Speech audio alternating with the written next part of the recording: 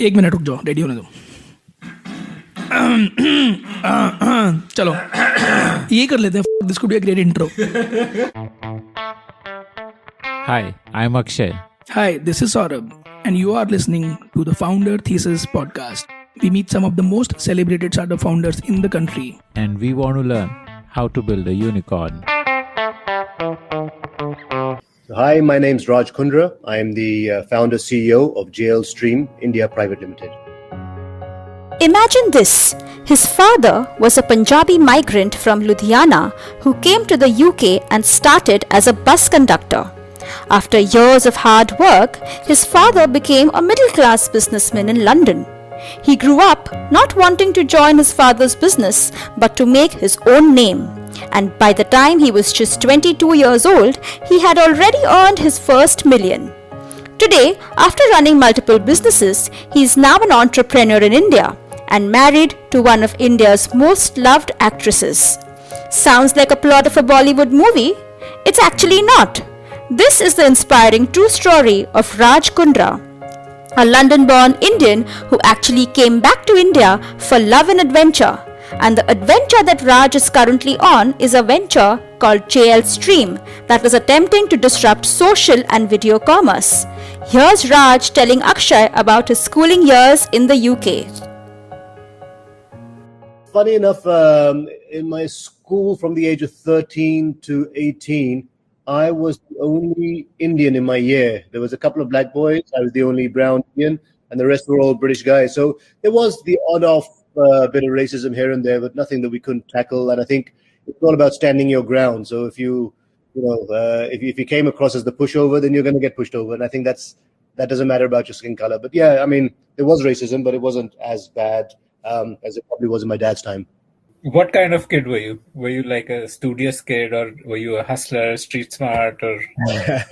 Yeah, I think I was a born hustler, to be honest. I remember failing my GCSEs the first time round. What's GCSE? GCSEs over here, I think it's 10th, if I'm not mistaken. Yeah, 10th standard. So I failed it the first time round. I did well in the basics, and then I failed on a lot of subjects, which doesn't allow you to go and do your plus, your 12th, your A levels. So I remember my dad being really peeved, saying that, I didn't educate myself and I was hoping that you would do well. My sister was studious. She was the only one out of the three of us to get a degree. My youngest sister also sort of dropped out of school. I dropped out of college. I wanted to get into business and I wanted to be hardworking. And I said, like, Dad, you didn't go out there and study and get a degree, and you've been really hardworking. I want to put it, I want to put those skills to use. Did he agree? No, he wasn't really happy about it. He made me retake my GCSEs. When I retook it, I passed with flying colors. I concentrated better. And then when I went into A levels, which was your 12th, then I dropped out after 12th, completed 12th and dropped out and said, you know what, I just can't do this education. I want to get into business. Funny enough, I always passed business studies, commerce, maths. I would always pass. But when it came to English, sciences, literature, I would fail those. So I just realized that maybe it's some genetic ability to understand numbers and understand business. I started business in school. I was selling at the age of 13. My dad would give me loads of pens that he would get from the post office free. So I was selling these pens to my school friends. Wow. That was, my first entrepreneurial journey. It was quite fun. I got the pen for free and sold it for whatever price it was that time. Okay. So like what, 17, 18, you quit school to do business. So what was in your mind? Like, what did you want to do? You know what? When I sort of dropped out, I was helping my dad he had a cafeteria. It was a restaurant business that he had that time. So he was running that, and we'd have chefs and people. But there'd be times where the chef would sort of call in sick, so dad would take over cooking. There would be times when the waiters didn't come in, so dad would say, okay, take over. And I would be carrying these dishes of plates out to the table. So I was doing that, and then we were washing dishes, and then I think it sort of struck me. I said, you know what? I was not made to do this. I know that I'm not made to wash dishes for the rest of my life. I feel I'm here for a bigger purpose. So I told my dad, I said, Dad, this is just not for me. If dropping out of school or college means you're going to put me in a restaurant to wash dishes, I just feel that I'm not going to get anywhere in life. So can I have 6 months to prove myself? And if I don't succeed, you know what? I promise I'll come back and run the restaurant. He said, you have no choice. If you don't succeed, you will be coming back to run the restaurant. So when Dad gave me this 6 months, I sort of started researching and looking on the internet and seeing, what people are buying, what people are selling, what industries are out there. Sort of. Which year was this? Yeah, so early 2000s. So that's when I wasn't really getting much success in terms of what to do as a business. If somebody just says, "Okay, give me 6 months, I'll do a business," but you got to know what to do, how to do, where to do. Yeah, and especially at 18, I mean, you're clueless about the word. Exactly, and there was a bit of ego there, saying, "Dad, you're self-made. I want to be self-made as well." So I didn't want to take anything from him. So I remember getting a job for 2 months in airline catering. So in the UK, the food that you get when you travel on flights, they come on trays which are all plated up. So I worked in airline catering for 2 months. Working there got me my first credit card, because once you have a job, you can apply for a credit card. I remember it had a £2,000 limit, and that was like pretty good in those days. And then I basically just decided that I was going to fly off. I said, look, if I don't see business happening anywhere soon, I'm going to end up in a cafe washing dishes. Let me at least go and go and see the world a little bit. So I cut a ticket to Dubai first. I was always intrigued by Dubai. So it was one of the first places I traveled to. From Dubai, I took a flight to Kathmandu because a couple of friends told me they're going to be in Kathmandu. I had some friends in India. They said, we're going to Kathmandu. So I said, cool, I'm coming as well. Reached Kathmandu, spent some time there. It was a great holiday. And one day, whilst going through the bazaar, I realized, I said, you know what, I'm going to be heading back soon. I better get my mum a present, because she's my only saving grace and trump card. If Dad really pushes me to this restaurant, I might be able to buy some more time with my mum. I remember that, a little bit of muska with the mother always works. So I remember going to a local shopping street over there, and this guy selling Pashmina shawls. So I asked him, what does it do? And then he pulled it through the ring and said, look how soft it is. It's fantastic. And he quoted a price. And I said, you know what? This is actually a really good product, especially for a country like the UK, which is always cold. So I started bragging. I said, do you have your own factory? He said, yes. I said, how many do you make? He said, we make about 25,000 shawls a month. I said, that's all? What if I need more? He said, yeah, no problem. We can arrange everything. Swapping my credit card for £2,000, taking a sample in every color, taking a sample book. And I said, I'll be back, and within a month, I'll place my first order. But you better work on your quantities, because I'm sure I'm going to be buying out pretty much your production. I don't know why I said that and where that came from, but there must have been that in my tongue, because really it came true. But it wasn't so easy. I remember coming back from Nepal, and Dad was saying, so how's it going, son? I said, good. He said, you have 2 months left. I said, yeah, I know. Everything's under control. Those 2 months, I started calling various companies, and they would say, who are you? And I'd say, well, I'm Raj. And I set up a company called RK Collections that time. Let's say Raj Kundra Collections. And they'd say, sorry, we've never heard of you. Is there a website? I'd say, no. What do you have? I said, I have a product. Okay, but we don't just buy off anyone off the street. There are hundreds who want to supply us.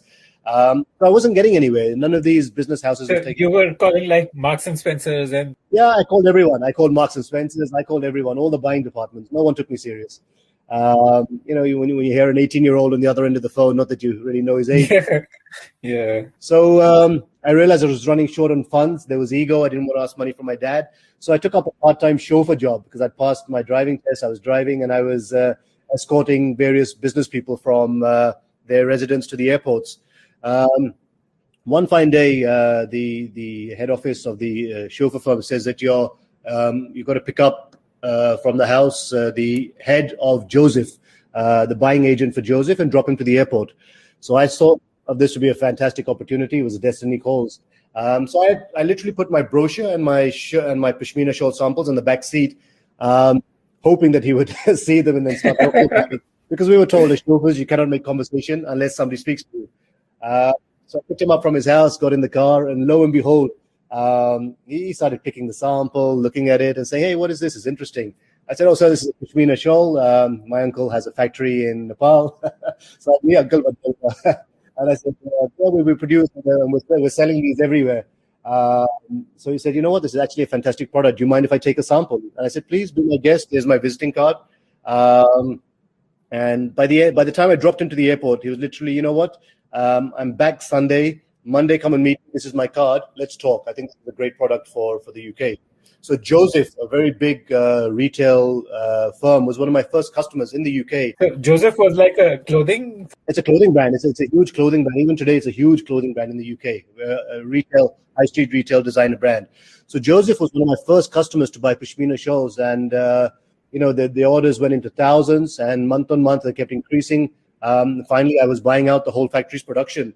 I was one of the first people to import Pashmina shawls in the UK. What was the economics of it like? Like, how much did a shawl cost you? My margins were 100%. Wow. It was just crazy. Yeah, I mean, I was picking up something at like $30, selling it at $60, and they were selling it out at $200, $300 each. So there was such a perceived value to a Pashmina shawl and the way it was. So the story really worked. And then having Joseph as a customer, it became much easier to sell to others. So I went to Belgium. I picked up a market there. I had a friend of mine who's a doctor. He helped me network and get a lot of orders in the Belgium high streets. I supplied a lot of diamond merchants and a lot of their families. We used to have various events that would happen where all the who's wives would just come together to pick up the latest collection of Pashminas that we had. So we became quite a sizable business.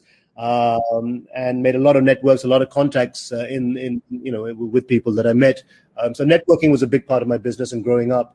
But I just realized after 2 years of doing this business that every Tom, Dick, and Harry started importing Pashminas from Nepal. There were cheap knockoffs. The margins went down from 100% down to 10%.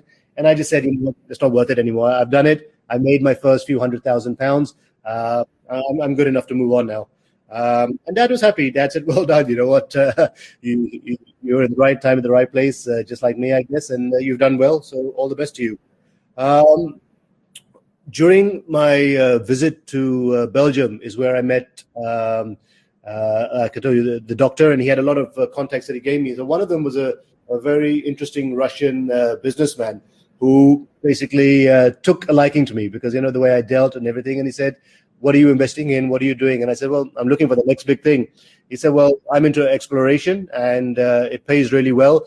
What does he mean by exploration? Like oil and gas? No, metals. He was into metal exploration. So in Chile, he was working in various countries. So I invested some money with him. I said, you know what, I would love to do something. I know nothing about it, but I've made some money and I'm happy to put it with you because when a billionaire comes to you and says, you know what, I'm doing something, it's interesting, I like you, it's like a blessing in disguise.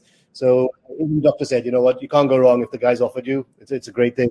And lo and behold, I think a couple of his explorations that he was doing, and he found me so lucky because the money that I invested with him, and obviously he'd put in a lot of his money, but we struck copper in one of the biggest Chile mines, which he went on to then flip and sell, and not on himself. That returned me multiple fold money. I mean, it literally, my first $1 million I saw from that deal. And then after that, honestly speaking... So what age were you when you became a millionaire? I was one of the youngest millionaires in the UK. I was about 22. Wow. At 22, I wasn't a millionaire, but I had my first million. So yeah, that was nice. Well, how did that feel like? Like at the age of 22, you're probably worth more than everybody that you know, maybe worth more than your parents also. I mean, Dad was really, really proud. But then I think I always tell people the same thing. I say, look, what is entrepreneurship? And it literally is living a few years of your life like most people won't, just so that you can lead the rest of your life like most people can't. So wow, that's a good saying. Is this your original saying? This is amazing. Yeah, but I mean, it was something that I really followed. I said, I'm going to work my butt off. My friends were partying. I was cabbing. School, uni friends used to be out on the weekends, and I was working, delivering people and all these shelves and working and this and that. I did lots of part-time jobs in between. So this was beautiful. It gave me enough padding because I realized that it was harder to earn the first 100,000, but to earn the next million was easier. So in life, you realize you just need that little bit of padding. If you get the entry, you get your foot in the door, then the next few steps are easy. It's just taking that first leap of faith. So then after that, I started investing in multiple businesses, and it's always been a trend of mine. I love startups. I love investing in people. I love investing in something that's new and interesting. I did film distribution. That's how my touch with Bollywood happened. I took a few movies from Bollywood and distributed them in the UK. And this was at the time of Yuva released at that time, and there were other movies. So it was at that era. So to distribute movies, and that became my Bollywood connect. And we grew up watching Bollywood films. So for us, we learned Hindi at home. We all spoke Punjabi and English, but we learned Hindi by watching Bollywood films.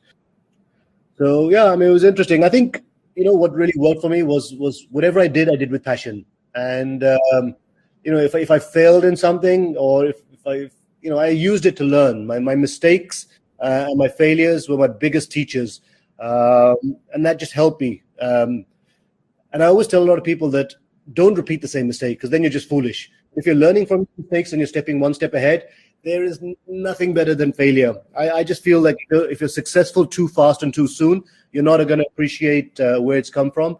And I just feel that failure is important. And honestly, I still fail. Even till today, I set up, I invest in companies, and I fail miserably. But it's never a repeat of the same mistake. It'll be a new mistake that I've made, and it's been a new learning. So I think that's an important take home for budding entrepreneurs is do not be disheartened by failure, but just keep working and building your empire one step at a time, and learn from your mistakes.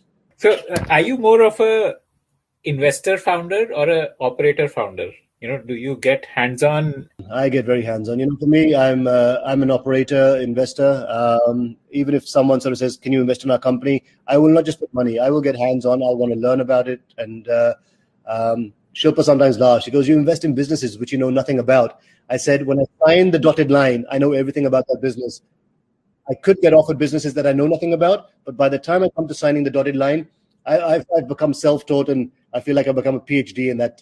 So I will not invest in the business till I've learned about it, even if I don't know anything about it, because I just feel that you weren't born to know everything and anything. So if something interests you, you need to learn it. And I think when you learn it, if it interests you and intrigues you, then you dive into it. If you like to hear stories of founders, then we have tons of great stories from entrepreneurs who have built billion-dollar businesses. Just search for the Founder Thesis podcast on any audio streaming app like Spotify, Gaana, Apple Podcasts, and subscribe to the show. So what are the businesses that work for you? And businesses that worked for me across the path, obviously the Pashmina business was great. I'd invested into diamonds. We bought and sold precious diamonds from Antwerp to Dubai. Again, it was just the connections. Everything led to something else. When my Pashmina business happened, I met the Russian who helped me with the exploration investment. That paid back well. I used that money to buy diamonds from Antwerp, from the best diamond merchants, and I had a lot of Indian friends there. And their wives I used to supply shawls to, so they introduced me to the husband.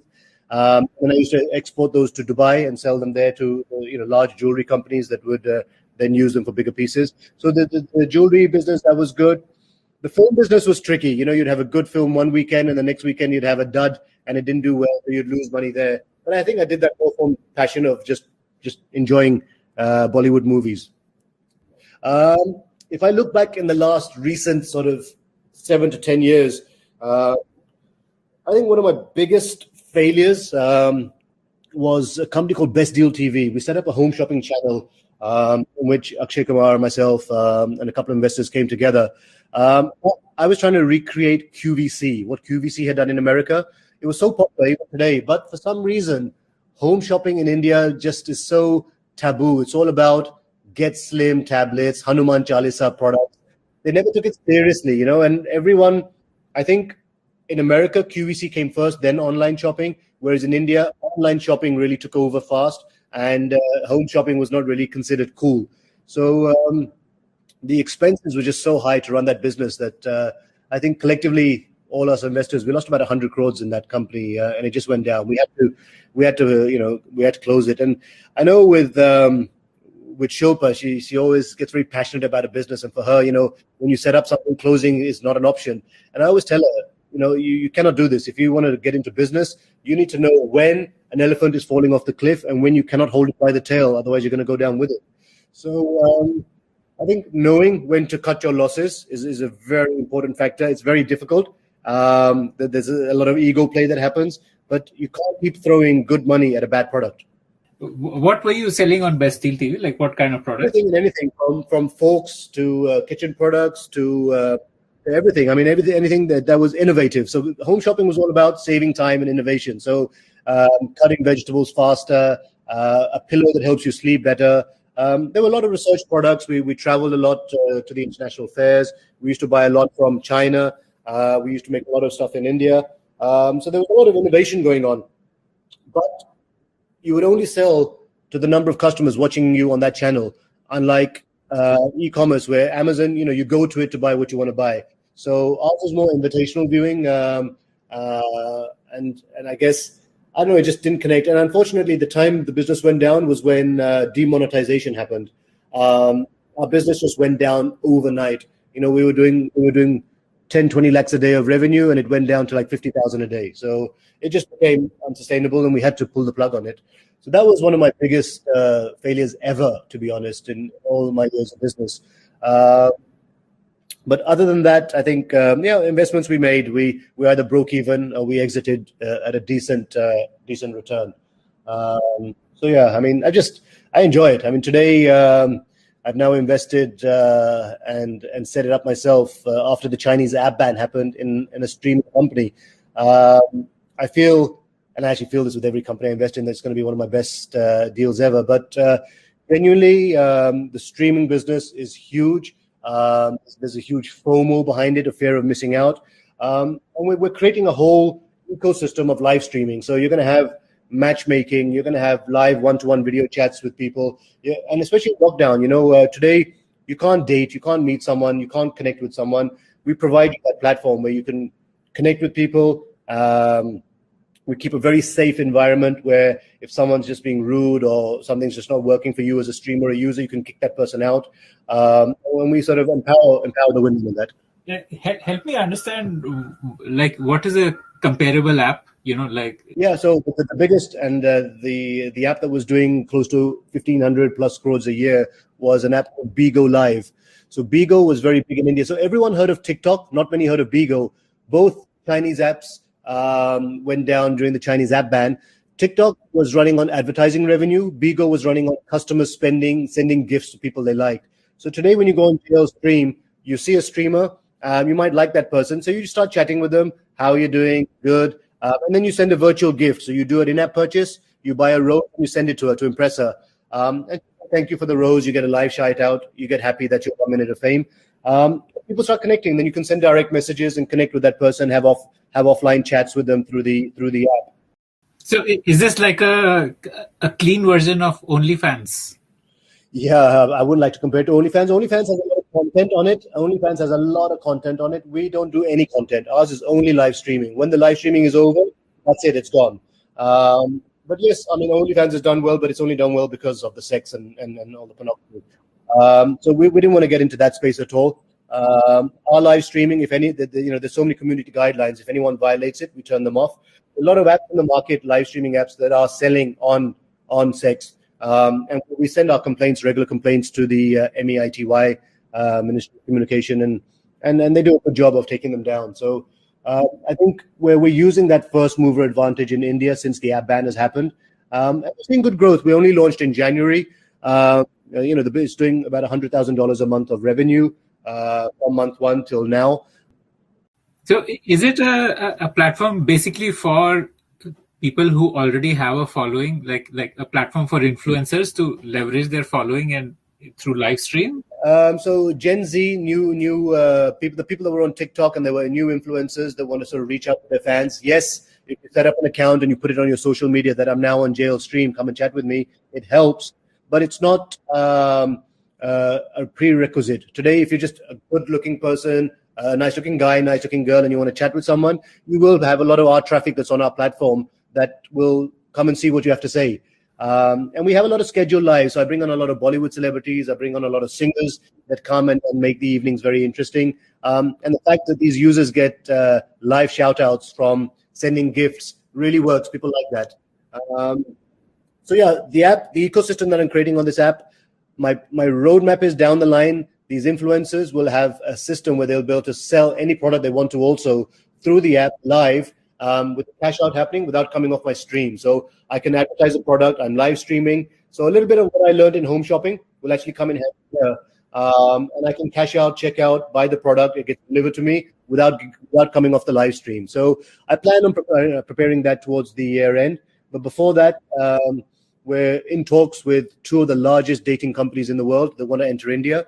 They bring to the table technology enhancements, 70 million user base plus. So that's really going to help us, and that strategic investment is going to help our app go global, because whilst it was made in India, it's deployed worldwide. We have users from across the world that are earning revenue. Today in India, we have 1,000 plus streamers making more than 1 lakh a month. So it's good. The revenue is really picking up fast for a lot of these streamers. And how does the discovery happen? Like, say, I'm a new user, first time I log on, how do I discover what's happening, what's of my interest and stuff like that? It's there. The minute you log in, you'll see a discovery page where there are lots of people streaming. You can swipe up, you can put a search. You can say, I want to search for people that are interested in yoga. You can fill up a match form, which basically says, I'm a guy looking for a girl, this age group, these interests. And then it'll pop up all the people that are live, and then you can directly have a one-to-one video chat with them live. Okay. So it's like one-to-one and one-to-many, both Yes. options are there. Okay. So this for me is one of my newest and exciting ventures. I'm wearing the CEO hat. I set up this company. We've got a team of about 40 people working under me. And this is what I'm looking at taking to the next level. And in between, we have F&B business that Shilpa and I invested into, Bastion Hospitality, one of the most popular celebrity restaurants in Bombay. Okay.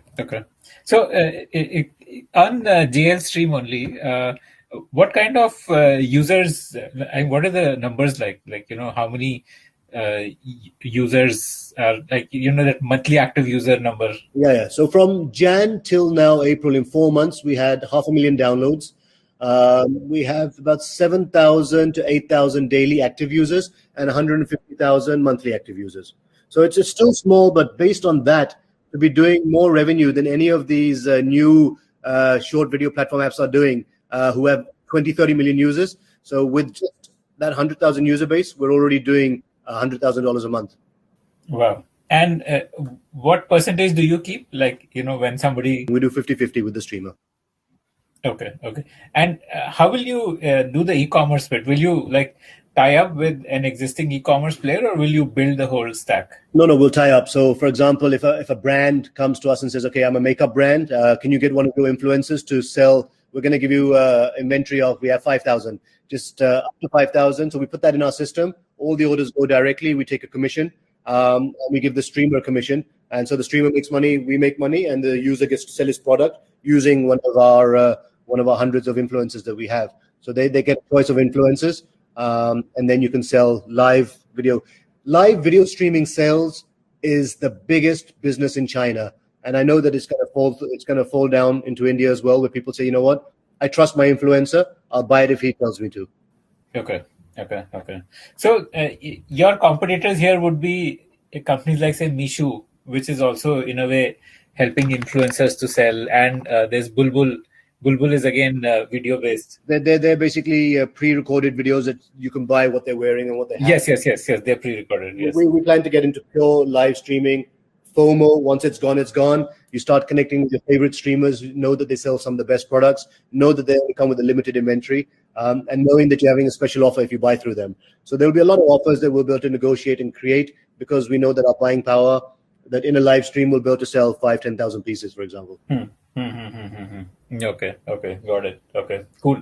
And what is? I mean, the name Jaldi is like a India-specific name, and you have plans to go global. So how will that happen? Yeah, so that's why it's JL Stream for the international market, and we have two handles: JL Stream for the global market and Jaldi Life for India. The JL stands for Jaldi Life, but we know that Jaldi as a word is very difficult to pronounce for a foreigner, so they all call it JL Stream. We have all the handles: JL Stream and Jaldi Life. But are you looking at specific countries that you launch first, or you'll let the market dictate, like wherever you get more downloads, like We started with India. That was the lowest hanging fruit, and a few of the celebrities posted for us because they have the whole NRI Indian diaspora worldwide.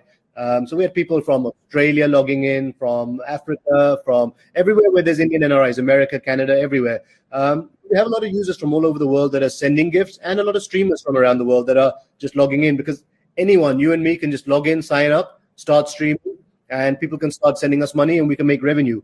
So we have a payout partner that allows us to pay out in over 100 countries. So wherever you make your money from, you can cash out in that country instantly. Got it. Okay. So, from what I understand, the biggest asset which you have is relationships and network, which has helped you build your businesses throughout, right from the age of 18 till today.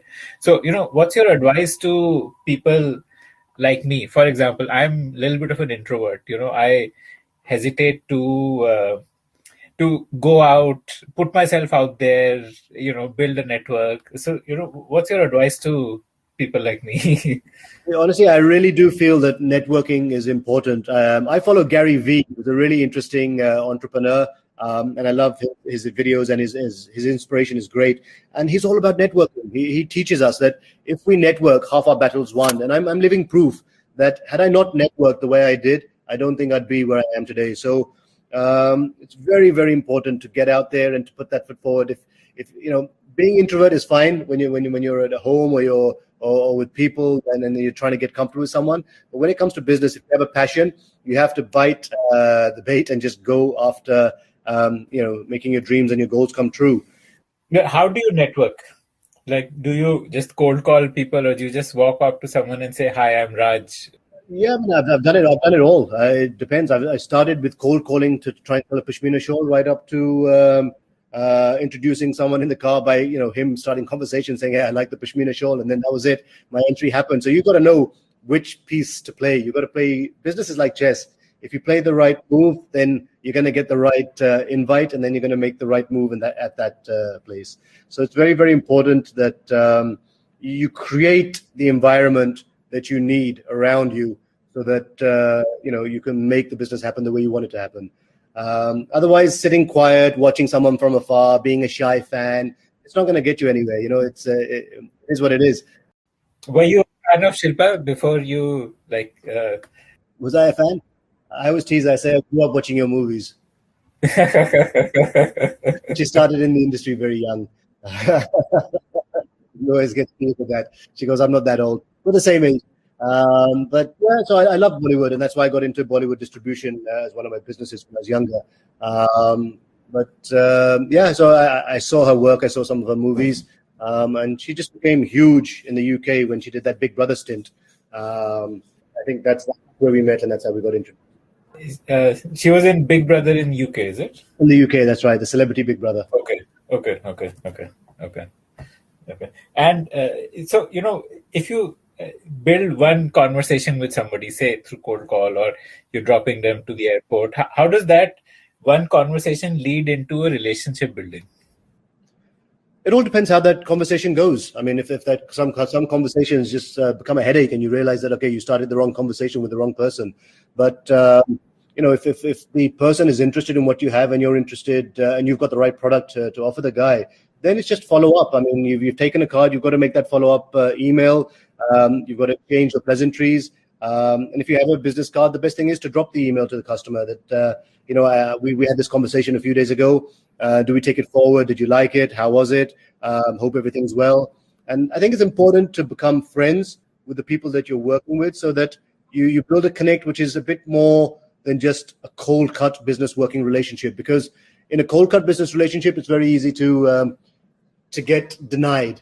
But when you create a little bond with someone, suddenly it's that I've seen it work a lot better. When you create that little bond with someone, it goes a long way.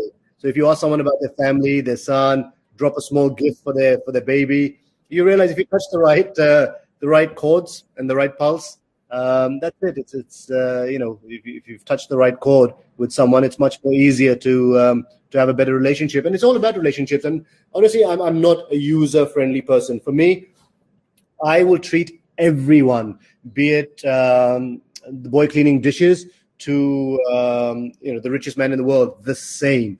And some people say that, but I was born and brought up in the UK, where there was no such thing as house help. We did everything ourselves. We worked ourselves. We washed our own dishes, cleaned up after ourselves. So the way we were brought up was far different to the way people in India are brought up. Honestly, I find them a lot more spoiled. A middle-class Indian and a middle-class UK citizen, you'd find the Indian much more spoiled than the British guy, because it is what it is. They've got too much availability and access to cheap labor. So for me, it's about how you treat someone, and how you treat them when no one's watching is also very important. Okay, so my last question to you: what would you like to be remembered as? What would you like your legacy to be? Wow, never been asked that one. I think it's really, really important to, when I look at what I would like to leave, if something happens to me tomorrow, what do I leave behind for my family and for people around me? I think it's just got to be the fact that that person was a great, nice person, nice to talk to, pleasant. His motives were genuine. He was just helpful. And I try and do that. I mean, I'm taking up a lot of work with Shilpa's foundation. I do as much as I can. I've turned vegan. I'm doing my bit towards the community and helping people. So I'm not one of those guys that's there making money, living the life. I don't drink alcohol. I don't eat meat. So for me, I'm very spiritual, and then it's a path that I've followed now. So I just want people to remember that this guy was a good guy, and I want to leave a footprint to where people can say, it's actually pretty good what he did. He wakes up at 5 a.m. He leads a healthy life, worked out regularly. He was always available. He was one phone call away. And he didn't treat people like shit. And I think that's really important. You've got to really treat people in the right way. I've been to a lot of celebrity, high influencer, big business people's parties where because you didn't make the cut, they'd just walk past you or just look through you. And I just find that so fake. It's like, learn to treat people like people, guys. There you have it, tomorrow you don't. And I've seen a lot of highs and lows. In my last 10 years of living in India, I've seen billionaires come and billionaires go. So I think if someone's been good to you, you'll remember that always. But if someone's just been an ass, it's like, you got, this is karma paying you back. Mm-hmm. Who are your heroes? Sorry, I said that's the last question, but I couldn't resist. My father was one of my biggest heroes, because really self-made, from zero to hero. He showed me that it can be done. So we used to watch him do everything, literally everything himself. And him and my mother, both, they really are self-made. If I look in the business field, I love Richard Branson and the way he works. Elon Musk is the kind of guy that I think is pretty cool because of the way he is. He's also very, this is it, it's in your face. And he came up the hard way as well. People that are self-made, I have a lot more respect for self-made people than someone that just got it on a platter and then tries to live up the life that way. Would advise people to not just sort of shut shop on India and think, oh, it's difficult, it's politically driven, and it's and a lot of rules and regulations. If you cut through the red tapeism, there is no better place to do business than anywhere in the world than India. Do check out the very cool JL Stream app on Play Store or App Store to experience the next generation video-led social network. If you like the Founder Thesis podcast, then do check out our other shows on subjects like marketing, technology, career advice, books, and drama. Visit thepodium.in, that is thepodium.in for a complete list of all our shows.